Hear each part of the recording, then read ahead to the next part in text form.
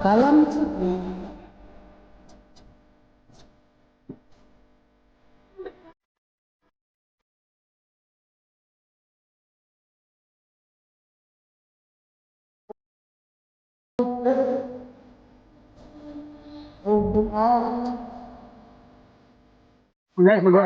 Assalamualaikum warahmatullahi wabarakatuh. Waalaikumsalam. Marilah kajian kita malam ini kita buka bersama dengan membaca basmalah. Bismillahirrahmanirrahim. Alhamdulillah yang kita hormati Bapak Ustadz kita, Bapak Haji Badawi, teman-teman semuanya. Ini adalah edisi kedua dari kajian kita yang insya Allah secara rutin akan kita adakan setiap seminggu sekali, Senin, malam, Jumat. Malam Selasa. Kok Senin malam Jumat? Senin malam Selasa. Ini blank. Kemarin sudah kita lewati kajian pertama tentang Baru pembukaan ini. pembukaan ya. Mukadimah. Jadi perlu Bapak ketahui semuanya bahwa kita di sini ngaji saja, nggak usah bicara politik. Ya kita memperdalam ilmu. Kalau selama ini kita barangkali mengisi di sana, mengisi di sini, mungkin ilmunya habis. Nah kita di sini adalah menimba ilmu, mengisi ilmu. Kita gunakan forum ini sebaik mungkin, efisien mungkin. 30 menit nanti Pak Haji memberikan presentasi, kemudian 15 menit kita nanti discuss. Setelah itu kita tutup. Kalau ada mungkin yang belum selesai, nanti kita ikutkan pada agenda yang akan datang. Untuk iritnya waktu, kami persilahkan Pak Badawi untuk memberikan presentasinya. Monggo. Terima kasih. Assalamualaikum warahmatullahi wabarakatuh. Assalamualaikum warahmatullahi wabarakatuh. Alhamdulillah wassalatu wassalamu ala Rasulillah Nabiyyina Muhammad ibn Abdillah wa ala alihi wa sahbihi wa mawala. La hawla wa la quwata illa billah. Raditu billahi rabba wa bil islami dina wa bi Muhammadin nabiyya wa rasulah. Rabbi zidna ilma warzuqna fahma, amin. Bapak-bapak, ibu yang dirahmati Allah, kita melanjutkan apa yang telah kita mulai pada pekan yang lalu malam Selasa. Kajian ini sifatnya kita ngaji bareng ya, karena terus terang kami juga masih sangat-sangat terbatas ilmunya. Jadi bedanya jenengan sama saya hanya sedikit. Saya membaca lebih dulu. Sebelum dan membaca, saya harus membaca dulu sehingga saya sudah ada sedikit yang tahu. Nah, makanya saya lebih suka kalau pengajian ini justru lebih banyak diskusi. Nah, dengan adanya diskusi, maka pertama itu yang jenengan butuhkan, yang tidak tahu itu bisa menjadi tahu kalau saya bisa menjawab. Tapi kalau saya tidak bisa menjawab, itu adalah tambahan ilmu bagi saya. Makanya saya di mana-mana sering menyampaikan monggo takon sing paling angel, sing kira-kira aku harus jawab. Dengan saya tidak bisa menjawab, nanti saya cari bahannya di rumah. Dengan demikian saya tambah ilmu. Kalau nggak ada pertanyaan itu, saya tidak akan tambah ilmu tentang ini. Itulah senangnya saya itu lebih dekat, lebih mendekati untuk diskusi saja. Yang kedua, kemarin baru mukadimah tentang tafsir. Malam hari ini pun saya mungkin belum banyak nanti menyampaikan. Tapi akan saya awali dengan apa yang disinggung oleh Pak Dr. Gus pada pekan yang lalu tentang masalah ilmu. Rasulullah bersabda, kun aliman, au muta'aliman, au mustami'an, au muhibban. Wala takun khomisan, katahlak. Artinya apa? Rasulullah memerintahkan kepada kita semua, kun aliman, jadilah orang yang memberikan ilmu. Jadilah orang yang mengajar. Kalau tidak bisa, au muta'aliman. Jadilah orang yang mencari ilmu. Kalau itu pun tidak ya, au mustami'an. Jadilah orang yang mendengarkan ilmu. Yang keempat, jadilah muhibban. Orang yang menyukai ilmu. Tapi wala takun khomisan. Jangan kamu menjadi orang yang kelima. Apa? Fatahlak. Kalau kamu menjadi orang kelima, kamu akan rusak. Apa yang kelima? Orang yang tidak suka ilmu. Ya, bahkan kadang-kadang menghalangi orang-orang yang akan cari ojo ngaji merono. Misalnya itu namanya fatahlak. Orang yang akan menjadi rusak. Di sini ada tingkatan. Tingkatan yang pertama adalah aliman. Orang yang memberikan ilmu. Karena Rasulullah SAW memerintahkan. Hakikatnya kita semua itu adalah mubaligh. Nah, makanya Rasulullah kan menyampaikan balighu anni walau ayah. Ya. Karena hakikatnya menjadi kewajiban kita semua untuk menyampaikan risalah-risalah Allah. Walaupun mungkin tidak dengan menyampaikan dalilnya. Tidak menyampaikan ayat Quran, tidak menyampaikan hadis karena tidak mengetahui.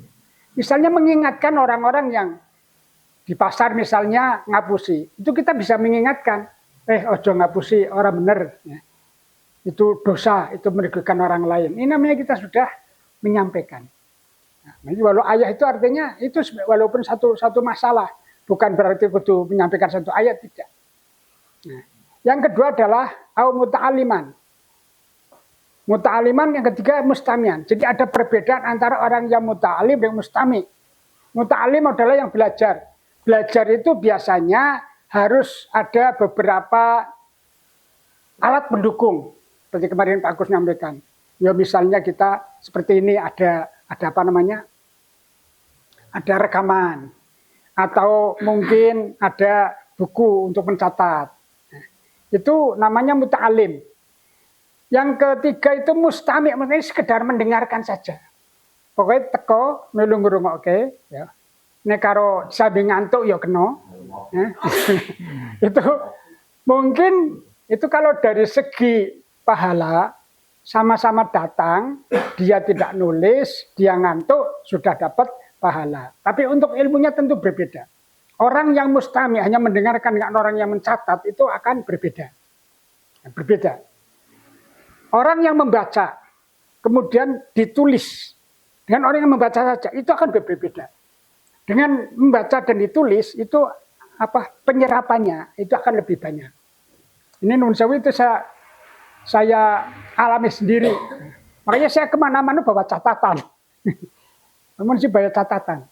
Karena kadang-kadang walaupun itu sudah hafal, tapi kadang-kadang suatu waktu manusia kan sok blank ya. Karena pengaruh sesuatu, sehingga harus ada catatan. Inilah pentingnya orang mencatat atau merekam, itu karena tadi dari Mas Samsul bisa dirungokke meneh, bisa diulang-ulang. Kalau catatan bisa dibaca lagi di rumah. Tapi namun mustami' tok, wis ngono tok wis ya, itu enggak. Hanya sekedar lewat. Nah, kalaupun adanya masuk mungkin besarannya berapa persen lebih kecil daripada orang yang mencatat. Nah, kemudian muhibban, orang yang mencintai ilmu. Minimal kalaupun kita memang tidak sempat, itu minimal kita mencintai orang yang mencari ilmu. Misalnya, bukti cinta kita bisa mendukung orang-orang yang mencari ilmu, memberikan sarana. Sekarang kan masih marak wakaf Al-Quran. Itu karena cinta dengan Al-Quran.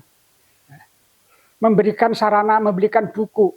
Anak-anak sekolah, itu namanya kita cinta ilmu. Jangan seperti yang kelima yang diancam Rasulullah, orang-orang yang justru membenci. Ada itu orang-orang yang ya karena berbeda faham, itu ojo ngaji merono. Padahal justru kalau kita banyak mengaji, itu justru akan lebih, wawasan kita lebih luas. Kalau kita ngaji kok hanya satu tempat saja, itu kurang luas wawasannya. Makanya kepada siapapun saya anjurkan silahkan ngaji kemana-mana. Nggak usah melihat golongannya apa. Tinggal nanti kalau ada hal-hal yang mungkin kurang sesuai bisa didiskusikan. Inilah pentingnya diskusi dalam pengajian. Apalagi sekarang kan sarana pengajian sudah banyak sekali. Di YouTube itu sudah seharian mau ngaji terus itu ada.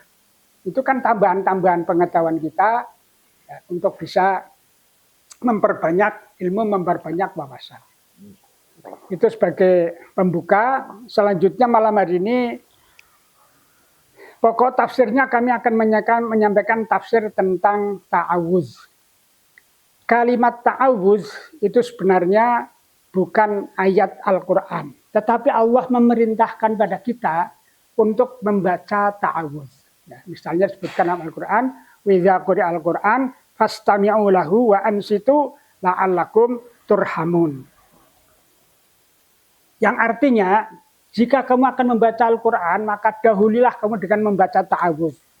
Dengan demikian mudah-mudahan kamu akan mendapatkan rahmat. Jadi perintahnya fasta'iz, bacalah ta'awuz. Kemudian redaksi ta'awuznya adalah dari Rasulullah SAW, yang redaksinya itu banyak sekali. Ada a'udzubillahi minasyaitonirrajim, ada a'udzubillahi minasyaitonir min hamzi wa naftsi wa naftsi, dan banyak sekali, nanti kami berikan banyak contoh di bawahnya. Ini tentang masalah ta'awuz. Kemudian kenapa Rasulullah SAW memerintahkan kita membaca ta'awuz? Karena sejak menjadi sunnatullah, sejak Allah menciptakan makhluk ini, itu ada baik dan buruk. Ketika Allah menciptakan manusia, maka untuk menjadikan kebaikan, maka harus ada lawan keburukan. Karena kalau tidak ada keburukan, berarti tidak ada kebaikan. Bisa dibandingkan menjadi baik dan buruk karena ada pembanding.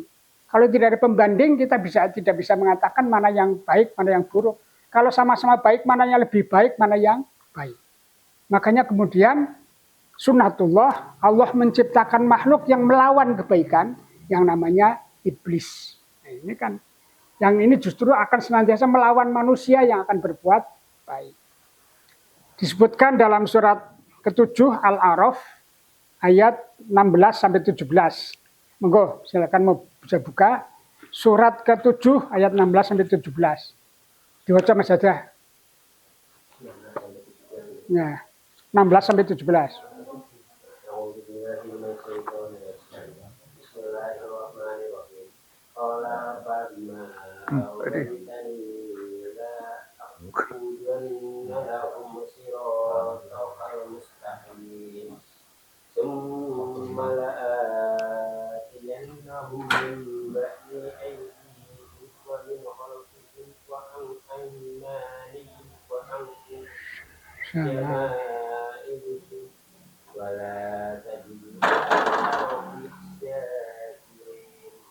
Ya, itu.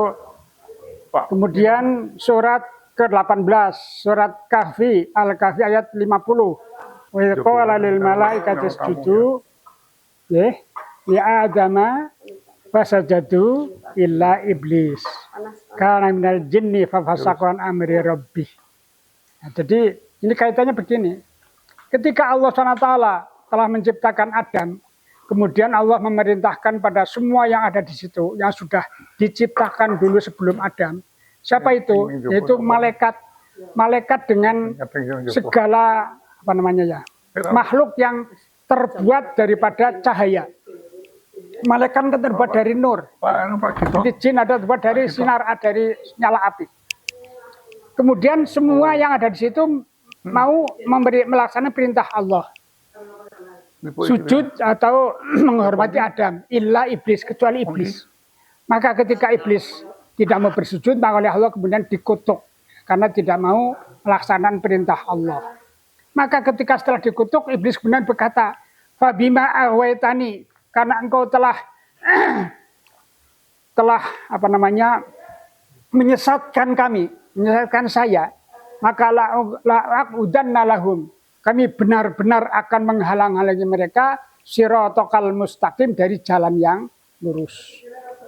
Kemudian nanti Allah, kami akan benar-benar mendatangi mereka min baini aidim, dari arah depan mereka, wa min khalfihim, dari belakang mereka, wa an aymanim, dari sisi kanan mereka, wa an syama'ilihim, dari sisi kiri mereka, sehingga wala tajid aktsaruhum syakir, sehingga tidak ada lagi atau sedikit sekali dari hambamu yang bersyukur. Inilah janji iblis. Dari ayat ini juga menunjukkan iblis walaupun dia adalah makhluk yang ingkar pada Allah, tetapi dia masih mengakui kekuasaan Allah. Kalau di dalam ilmu tauhid, ini iblis masih punya iman. Tetapi imannya hanya iman karena rububiyah. Tauhidnya tauhid rububiyah. Tauhid kan ada 3 macam. Uluhiyah, rububiyah, asma wa sifah. Nah, iblis itu tauhidnya baru tauhid rububiyah. Tetapi uluhiyahnya tidak mau. Uluhnya apa? Menyembah pada Allah. Mentaati Allah. Menyembah itu hakikatnya mentaati Allah. Sehingga walaupun dia bertauhid, tetapi karena tauhidnya tidak lengkap, oleh Allah dikutuk menjadi penghuni neraka selama-lamanya. Nah, iblis tentu tidak mau kalau hanya sendirian dengan kaumnya. Dia harus mencari teman sebanyak-banyaknya. Siapa itu? Dari kalangan manusia. Itulah kemudian iblis berjanji akan menggoda manusia dari depan, dari belakang, dari kanan, dari kiri. Nanti dalam ayat lain bahkan mengatakan dari pasukan berkuda. Jadi iblis juga punya semacam pasukan perang seperti kita. Nah, memang keberadaan iblis sama dengan kehidupan manusia. Kalau makanya tadi di dalam surat Kahfi tadi disebutkan ya, kana minal jinni. Iblis itu siapa? Iblis adalah iblis itu adalah makhluk yang dari golongan jin. Iblis itu nama. Makhluknya namanya makhluk jin. Iblis itu nama nenek moyang dari jin yang diciptakan oleh Allah terdahulu. Kalau di dalam tafsir Jalalain disebutkan, sebelum Allah menciptakan manusia, iblis itu adalah makhluk Allah yang taat. Karena keturunan iblis waktu itu sudah ada yang hidup di bumi ini. Tapi kemudian membuat kerusakan di bumi. Makanya ketika surat Al-Baqarah ayat 30, wa idza qala rabbuka lil malaikati inni ja'ilun fil ardi khalifah qalu. Sama iblis mengatakan, kok akan menjadikan manusia menjadi khalifah? Bukankah saya lebih utama? Nanti mereka akan membuat kerusakan di muka bumi. Pertumpahan darah. Kenapa? Saat itu sudah terjadi seperti itu. Yaitu Banul Jan, anak keturunan dari jin. Maka kemudian iblis yang dulu nama aslinya Al-Haris dalam tafsir, itu diperintahkan untuk membersihkan bumi ini dari penghuni-penghuni yang membuat kerusakan. Sehingga mereka berpindah tempat, ada yang di gunung-gunung, di tengah lautan, dan sebagainya. Yang dikisahkan itu kerajaan jin yang terbesar itu di lautan. Wallahu a'lam, ada kisah misteriusnya segitiga Bermuda. Apa di situ memang kerajaan jin? Wallahu a'lam. Ya. Kalau ilmu pengetahuan silahkan dilihat kenapa banyak sekali kasus-kasus misterius di segitiga Bermuda. Jadi disebut iblis adalah kana minal jinni. Dia adalah kelompok jin, fafasakon amri rabbih, jin yang fasik, yang mengingkari perintah Allah SWT. Dari sini juga dapat kita ambil pelajaran bahwa kunci dari keimanan adalah ketaatan. Percuma saja kita mengaku diri kita beriman tapi tidak mentaati perintah Allah. Nanti sama saja dengan iblis. Hanya mengaku beriman tapi tidak mau melaksanakan perintah Allah. Makanya kan banyak orang-orang yang ya Islam, beriman, tetapi kehidupannya masih jauh daripada pelaksanaan perintah Allah, bahkan masih mencampur adukkan antara ajaran-ajaran Islam dengan ajaran-ajaran yang bertentangan dengan Islam. Itulah makanya kemudian Allah memerintahkan agar manusia senantiasa memohon perlindungan pada Allah. Karena yang bisa menyelamatkan manusia dari godaan jin hanya Allah saja. Selain Allah tidak akan bisa. Secanggih apapun, setinggi ilmunya seorang kiai, nggak bisa menyelamatkan manusia dari godaan setan. Bahkan kiai itu sendiri digoda oleh setan. Karena tidak ada orang yang, makanya kata orang itu kan, bahwa jin kan seperti manusia. Ketika musuhnya berat ya, kita harus orang yang canggih. Jinnya singgodo Mas Samsul karo jin singgodo Kiai Sopo ngono ya. Semakin tinggi ilmunya, semakin kuat ya, jin yang menggoda. Di dalam surat ke-6, surat Al-An'am ayat 112, Allah juga berfirman, wa kadzalika ja'alna likulli nabiyyin aduwan. Demikianlah kami jadikan setiap nabi itu ada musuh. Aduan, yaitu syayatinal jinni wal insi. Yaitu setan-setan yang terdiri dari manusia dan jin. Yuhi ba'dum ila ba'din zurwal qawli ghurura. Mereka antar setan, antar manusia dan itu saling membisikkan untuk menggoda manusia dengan bisikan-bisikan yang sifatnya dusta. Jadi yang namanya setan itu sifat, tapi bentuk fisiknya bisa manusia, bisa jin. Bahkan kadang-kadang setan itu ada di dalam rumah tangga kita sendiri. Istri bisa jadi setan dari suaminya, suami bisa jadi setan dari istrinya. Sehingga kadang-kadang kita turu ngeloni setan. Lagi. Mending nanti bucu Pak Dio.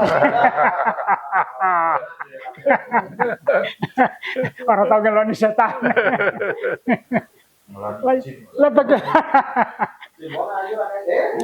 Bagaimana tidak? Misalnya seorang suami akan berbuat baik, istrinya, "Wes Pak, sedekah rasa kakek wong iki ya wis," itu setan itu dekatnya. Karena menghalangi orang yang akan berbuat baik. Arep jamaah misalnya sing lanang, "Pak, musola yang mabe sih." Karo aku misalnya, itu setan itu. Tapi sama-sama jamaah. Sama-sama. Ya tapi beda Pak. Rasulullah tidak pernah memerintahkan jamaah pada perempuan dengan keras, hanya membolehkan. Tapi kalau laki-laki itu Rasulullah memerintahkan dengan keras. Sampai-sampai sebagian ulama mengatakan wajib. Rasulullah mengancam. Ya, ingin rasanya saya perintahkan seseorang untuk mengimami di masjid, kemudian saya akan berangkat dengan seorang yang membawa kayu bakar, keliling kampung. Saya lihat siapa yang tidak datang ke masjid akan saya bakar rumahnya. Itu ancaman Rasulullah. Walaupun Rasulullah belum pernah membakar rumah. Ya, ini sehingga hukumnya menjadi berbeda. Ini tentang masalah jin dan godaannya. Makanya sekali lagi kenapa Allah dan Rasulullah memperbanyak kita untuk senantiasa memohon perlindungan pada Allah, karena sekali lagi yang bisa membebaskan manusia dari godaan setan hanyalah Allah. Surat 35 ayat ke-6. Inna syaitana lakum aduwa. Sesungguhnya setan adalah musuh bagi kamu. Fattakhidzuhu aduwa. Oleh karena itu jadikanlah dia musuh. Ya. Kan banyak orang-orang yang menjadikan setan bukan tapi jadi teman akrab. Jadi atasannya bahkan betul. Jadi majikannya.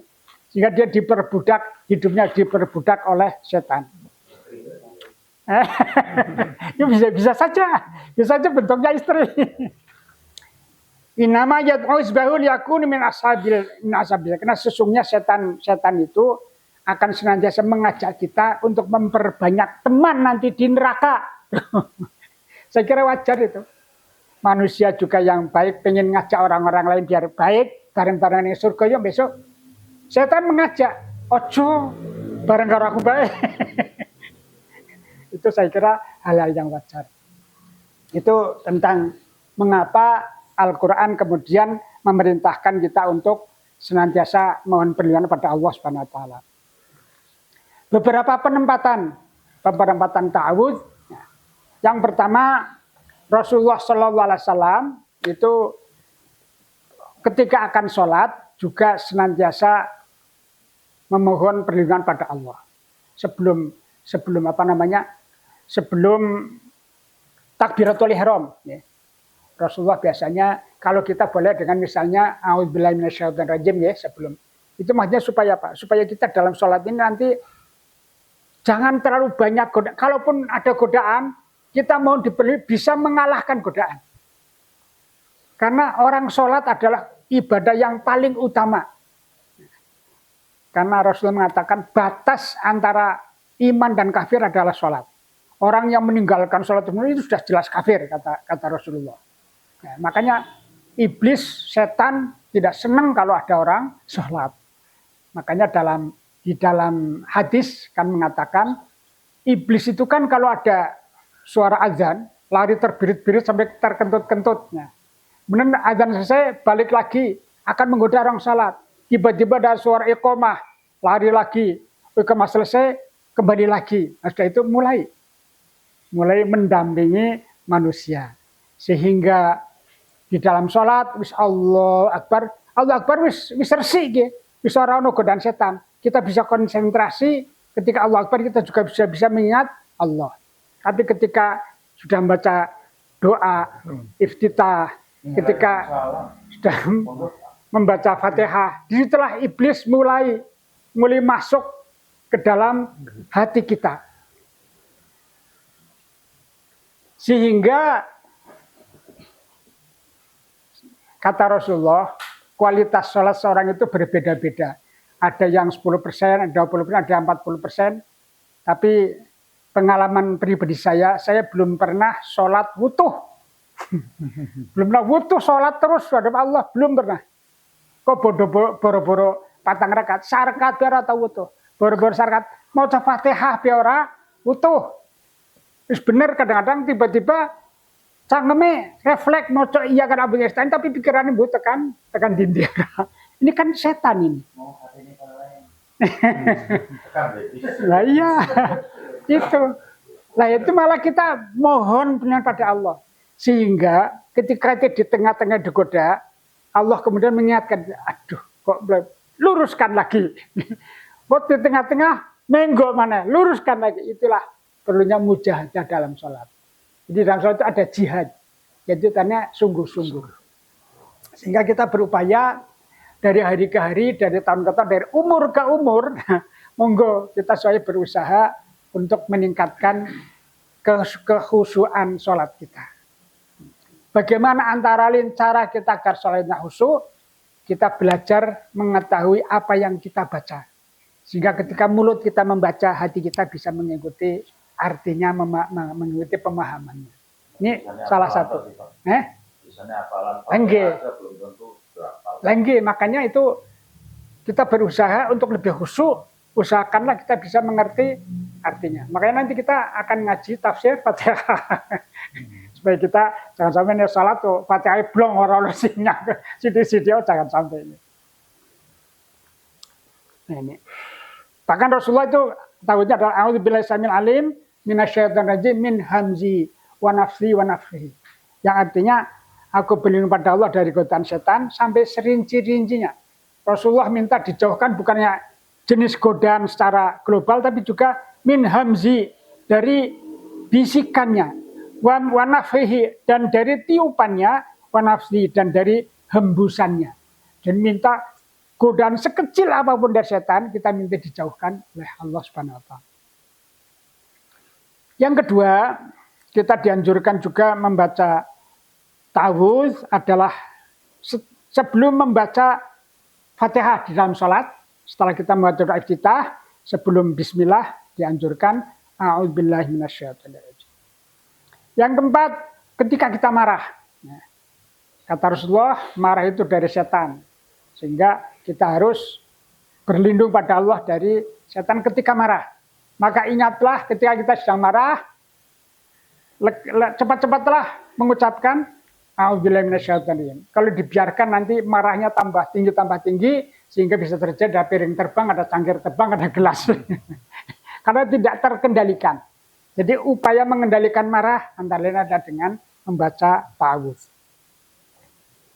Yang kelima, ta'awudz juga dengan redaksi lain. Dari istri kita. Tadi sekalian saya.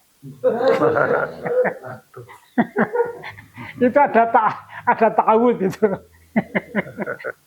Tapi redaksinya bukan alhamdulillah tapi menggunakan Bismillahirrahmanirrahim. Ini jannibna siapa? Saitona. Alhamdulillah berarti dilakoni terus. Masih praktek. Aku kode pajak kan kelalen sudah tahun.